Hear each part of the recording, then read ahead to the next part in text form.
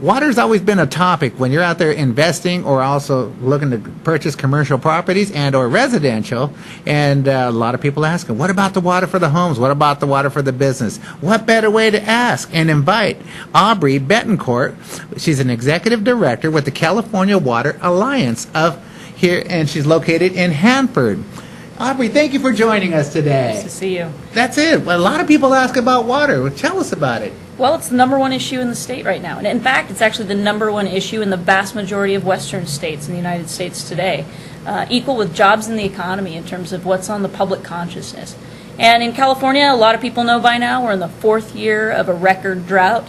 But on top of it all, the entire state is designed and predicated on our ability to capture, move, and deliver water safely and reliably. And that's the reason our state's laid out the way it is. Yes. It's the reason California is the 8th largest economy that it is, and global economy that it is, not only from an agricultural standpoint, which is so much the heart of California. But that's major right there. Isn't Massive it? right there. It's a $47 billion industry, and that's before it gets to your plate. That's just when it leaves the farm. And that's, I hear, is what, 80% of our agriculture comes from California nationwide? About 50% comes from California nationwide. Depending on what the crop is, it could be 100% coming from Wow. California, nation and worldwide. We are the largest agricultural exporter worldwide.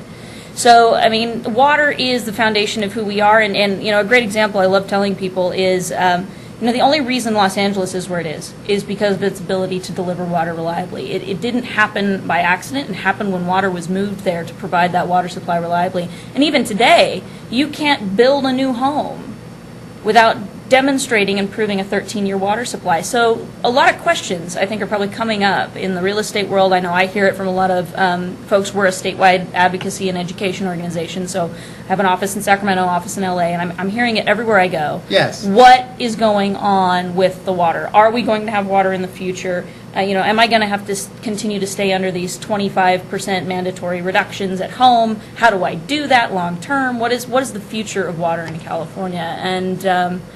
And I'm prandling, but anyway, No, you're asking a great question because you're hearing it. And so with those questions, in place, the fact of the matter is we're talking about El Nino this year. Can we get out of this 4-year drought? 1 year of rain isn't going to cut it. No. It's going to take, even the State Water Resource Control Board, the governor's office is saying it's going to take 3 consecutive years at least of El Nino type activity. So even if we get pouring down rain here in the fall, expect to still have your mandatory water restrictions at home. The watering every other day or anything along those lines. Unfortunately, we are in a scenario where there just isn't enough water to go around. The drought has taken its toll. And on top of it all, we have a lot of different mandates on our water supply, each sucking water out of their own straw. And so, when there's not enough to go around and yet there's all these competing mandates, the management becomes controversial. Interesting. Wow, this is a interesting topic, definitely. We can go on on this. This is great. Well, water's an A to Z issue, right? Mm-hmm. If you have water, it's a Z issue. If you don't have water, it's an A issue. I really, really wish permanently in California, and one of the jokes we have at our office is that permanently in California, water stays like an M issue, where it's always in the public consciousness, and it's always something we're worried about and something we're considering, because we don't know what it's like. In fact, there's no word in the English language for when water doesn't come out of your tap. We live in such a blessed time in the 21st century in the developed world. We've always got running water, right? Hello. That's there's it. no Especially question. this generation, our younger generation, we can't be out of it. We've got the faucet. There's no question. But the fact of the matter is, we are out of water. People ask, is the drought really as serious as it sounds, right? I'm still pulling water out of my tap. Okay, my rates went up, big deal. Kim Kardashian is going around saying, I'll just pay the fine for watering my lawn. It's a parking ticket. There are towns in California that haven't had water for over 20 months. That's real, and a lot of towns are drying up. Towns are completely drying up. Children are having to migrate out of the valley with their families because there's no water, no jobs, and they're having to leave to go find work and employment elsewhere. And so you've got schools falling apart. You've got kids being uprooted who aren't, they're dealing with irregularities in their lives, and there's this ripple effect through our economy and what happens in our communities. And the truth and what I hope is the lasting lesson of this drought is going to be the permanent importance and value of what water is. I always say the value of water isn't the water itself. The value of water is what you can do with it. That's real. And for us to have a future in California, I think we have to get smart.